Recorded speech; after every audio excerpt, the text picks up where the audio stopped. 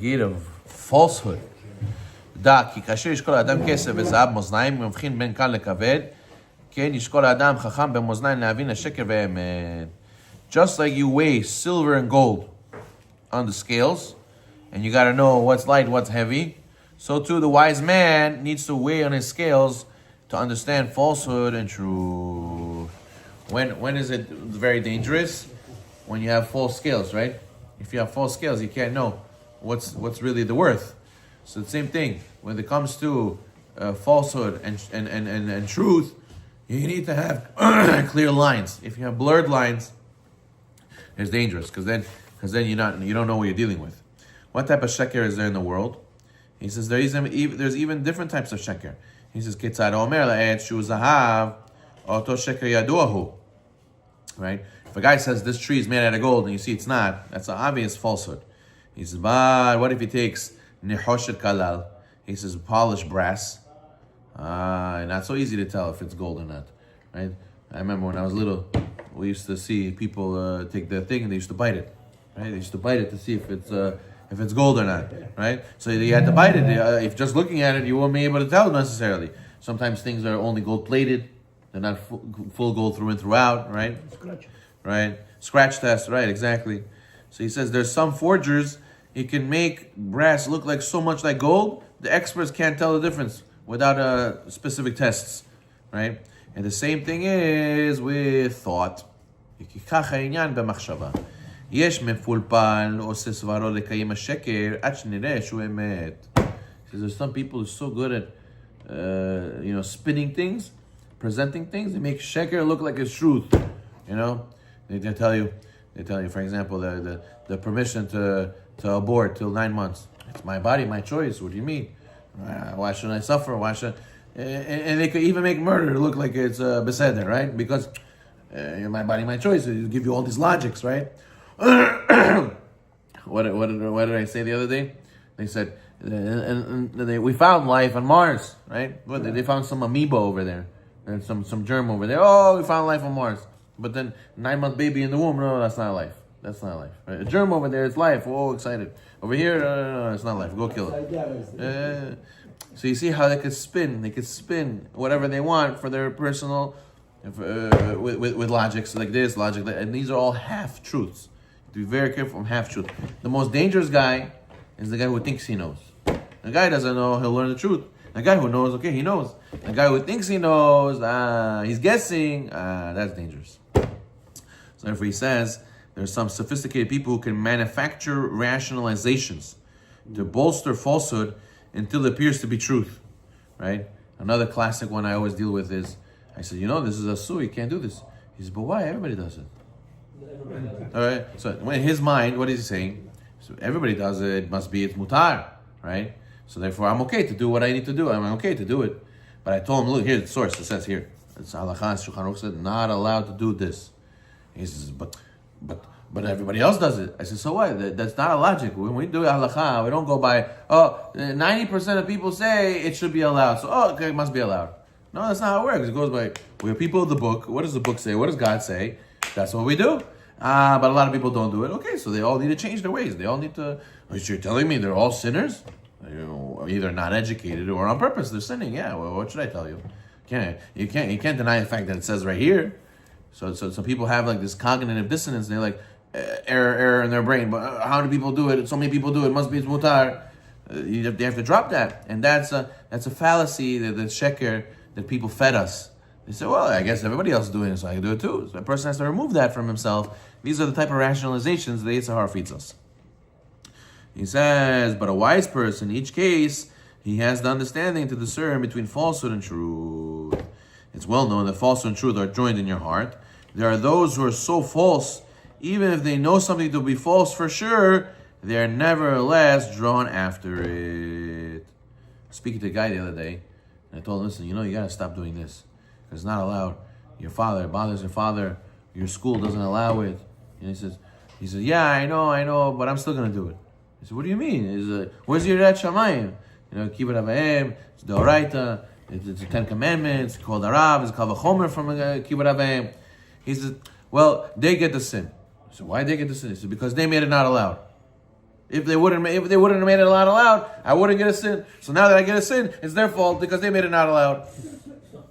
I said, what in the world are you saying? Do you understand what you're saying? And he's holding it. He holds it's the truth. What do you mean? He says, I'm entitled. I'm right. What do you mean? Almost make you believe. Yeah. If you're not wise enough to see through the smoke and mirrors he's trying to make, so then okay, yeah, you're right. I hear you. Yeah. Oh, I'm sorry. You're right. He's a victim now. Oh, yeah. We should go and speak to them. They're wrong. You're right. Look how the Yitzhar Hara makes Sheker look like it's Emet. So therefore, over here, a person has to be careful, even though he knows it's wrong. He knows he's wrong. But his ta'ava will make him spin it in a way in order that his guilty conscience should not fall that way. As Rabbi Zino said, the Torah says that a 13-year-old boy, that's it, he became 13, he has to have emunah in Hashem. So he's commanded. He has to, in all the mitzvot, right away. How could he have to? It's so complicated to have emunah today. So many people don't believe in Hashem. How can you expect a 13-year-old boy to have emunah in Hashem right away? It's very hard to keep this. So he says, no, it's really easy. He says, so why do so many people don't believe? It's not because it's hard to believe. Because they don't want to believe. He says, the Torah says, do not go after the bribes. Because the bribes will blind the eyes of the wise and destroy the words of the righteous. What does it mean, the bribes? A person who is a tzaddik, he's a hacham, he gets a bribe, that's it. He'll see the truth in the face, he won't be able to say the truth. Why? Because that's how it works. He says, all these people in the world are bribed. Bribed by who? Bribed by their tzara, bribed by their desires. So the truth, Hashem is right there, it's obvious, must be there's a creator to the world. So why don't you believe that? Because you got bribed. How'd you get bribed? By your desires. I'd rather say there's no creator, that way I can do my desires. I can give it to live how a life I want to live. So really, it's easy to believe. Problem is, we get bribed. Don't get bribed. So therefore, he says, the person knows it's false, but he got bribed. So therefore, he's willing to make falsehood appear to be truth, and it's not. But a person who's really truthful, he'll not be drawn after falsehood unless he can find some rationalizations. But the wise man will deny all these rationalizations, and he knows that these rationalizations, kol adam nimshach besvarotav achar midotav. He says, first you got to change your midot, and then you could say a good logic, right?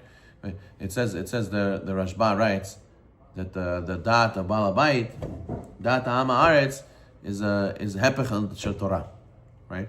The guy says. He's chayav. He has to pay. So that he reads the Mishnah. The Mishnah says you're patur, right? Well, why is he didn't learn Torah? So of course, how is he going to know the Torah? Torah is godly wisdom. How you yourself with your desires, you're going to think otherwise. Only if you learn godly wisdom, then you understand what the halacha is. So much so, he says. So there was one story of a guy. He didn't know the halacha. So he asked his friend, "No, how are we going to find the halacha? I don't know what it is." He says, "You know what? I learned one time. Whatever Am Haaretz says, do the opposite. Go ask Am Haaretz. Whatever he says, the halacha probably is the opposite." So you go ask him. He asks the guy, "What do you think in this case?" "Oh yeah, this guy. Oh yeah." He looks. He finds another rabbi. The halacha is like this. He said the opposite. He said, "Yeah, you're right. How'd you know that?" He said, "Oh, I asked this guy. I just do the opposite." Why? Because that's normal person's midot will say this, and the Torah, which is above the midot, will say the opposite because that's the wisdom versus the midot. So therefore, a person says, "No." The man's rationalizations a lot of time can be by his laziness. His rationalizations can come from his anger. The haughty man can come from his haughtiness. You know the famous story with the humble guy from Vilna. I told you this. There was a guy who was named Anav from Vilna. The humble guy of Vilna. Yeah, with the towel. Right. He went to the mikvah. There was no one towel left. The other guy took the towel.